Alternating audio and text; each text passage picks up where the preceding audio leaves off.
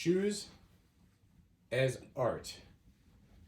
As we think about this wonderful concept and as we evaluate the two pairs that I have today, I think it's important to think about what is similar between the two shoes and what is different.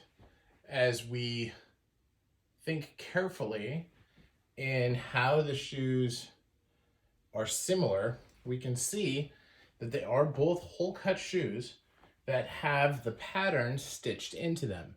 Now the pattern itself is slightly different. Here you have a straight cap, but it's not a full cap. It's only kind of a partial cap. Okay. You have a different U-throat. The shape of the U-throat is different, both at the top.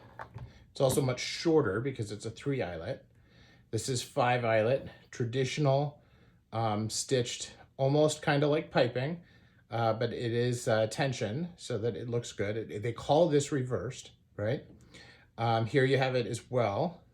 Okay, more three-dimensional on this, less three-dimensional on that. But they're very, very similar. This is a round or an almond last. This is a chisel last.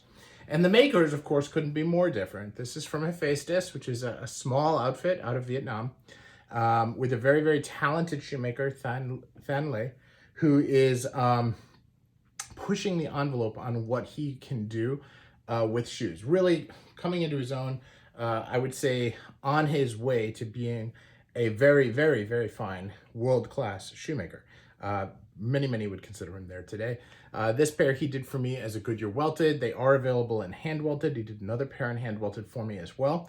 And subtle differences as he does it. This is a Saint Crispins. This is on a custom last. So again, some differences. This has a very slight change in symmetry. So it's asymmetric, but only a little bit. So this side is a little bit higher than this side. This side here, though, is much higher than this side. St. Crispins takes the asymmetry to a totally different level. Also, the St. Crispins has a Norvegese construction, which is very, very different. It is hand done, and you know, just a beautiful thing. When you look at the soles, this has a non-traditional pegged with brass pegs fiddleback. Right, very, very tight at the waist. Just wonderful work. No heel pad, which is very interesting. Now the St. Crispins has the heel pad. They did the initials for me, and they also did pegs, but no fiddle on the sole. But it is the sole is beveled as part of the construction, so it has a shape to it that flattens out as you wear it, resulting in a more comfortable shoe. So it's they're both very, very nice shoes. The St. Crispins cost 3 times as much, but they're but as I said, Hephaestus is coming along very, very well. And you know, the labor costs between St. Crispins are made in Romania, these are made in Vietnam, is still quite different. But at the end of the day, you know, St. Crispins is a well-known high-end brand, and Hephaestus is becoming known among us enthusiasts in the world. So, and I've seen several pairs that he's done. These are a couple of years old. I've seen several pairs that he's done just in the last few months, which are much, much closer. Just keep in mind that as you look at every 100% increase in price, there's usually a 10% lift in the quality of the shoe based on how high-end a lot of these shoes are. And so we start seeing some real differences there. So, but let's talk about art. Okay, that was kind of a review of the shoe. What is it that makes these so artistic? The sweeping lines really, really change as you're looking at the higher end shoes.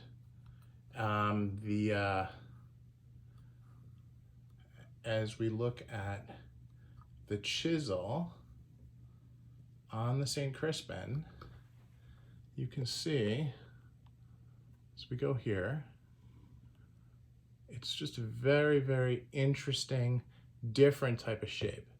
Okay, it's a harsher chisel than you'll see on most other brands, right? Because it has such a high ledge here and a sharp nose. It's obviously not going to stay still, so let me show you that way. All right, it's very, very interesting. The Norvegese construction is also very, very precisely done. And of course, the other piece, and this is something that you know, Hephaestus has not tackled yet, at least not for me, is the semi-bespoke sizing, where they do a custom last. The Saint Crispins folks really know what they're doing. They have that dialed in super tight. You know, I had one pair of trial shoes, and they fit. I sent them back a couple videos on, hey, this is how it fit, this is what it did. They sent me these shoes and they fit perfect. You know, perfect. And that is hard to achieve and really is the mark of experience. Now, I have done another pair of trial shoes with them as I went into loafers to dial the fit in even further. But you know, this is very, very good, and you know, the loafers are now great. So that's a big difference. But as we think about art, the way that this has a texture that really comes out. This is Russian calf. This is hatch grain. They're very, very similar. They're made very similar ways, but the pattern is just a little different. The pattern here is a little bit thicker. The Russian calf texture, as it relates to this shoe, really pops. It really pops differently. It really looks different. The color change for the Norvegese, the color change on the sole, okay? The way it all matches and goes together is very artistic. It's like a well-combined suit with the right shirt, the right tie, the right pocket square, the right watch. It really, this shoe comes together very, very well. And the same is true of the Hephaestus. When you look at the Hephaestus, and you look at this gorgeous last, right? And we'll just do that. This shape is very slick, and yet has a sophistication to it. Not a nouveau slick, if you will, but has something that I think a lot of gentlemen really like. It's also a very dark brown, almost substitutable with black, and you know, very, very versatile in the way that it goes. But from an art perspective, this slick back area on the reverse here, where it just slides off to the edge, this heel where it wraps around just a little bit differently than anything else I've ever seen. This sole is very straight, but the layers on the sole still come through in a very pretty way. And then again, that color combination of that brown versus the dark brown really goes together well. This sole is just really unique. And anybody who, every time I've worn these shoes, and I have worn them, people are always like, you know, those are different. That's cool. That sole looks really different. I sit with my legs crossed a lot, so people see the sole. Not that I do it on purpose, but it comes across. So that's something that's there. So I think as you look at this style, and several makers make this style, there's a Graziano and Gerling, which is very popular, and I've seen it in a number of brands. This is a very artistic shoe, and the details of it, both on the hoof as well as in pictures, really shine through to provide you with a different look than almost any other shoe that I have. Now, they are Adelaides, but you could use the same stitch to accomplish almost any pattern. And the fact that they do these with Adelaides and my Adelaide addiction really works out well. But it is something that I just really can't get enough of, and really provides a level of excitement for me as I look at how this shape comes together. This shape here just really strikes me as a great shape for a shoe, and it is just a little different than anything else I've ever seen.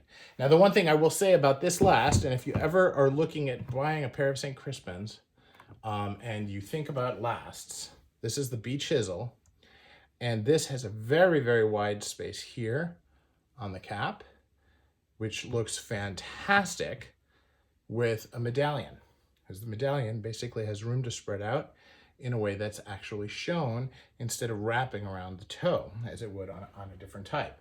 So something to think about, something that I'll be thinking about as I look at my next pair. So that is my interpretation of these reverse Adelaides as art. I know I went through a little bit more on the shoe than I normally do, but I'm just so excited about these two particular pairs.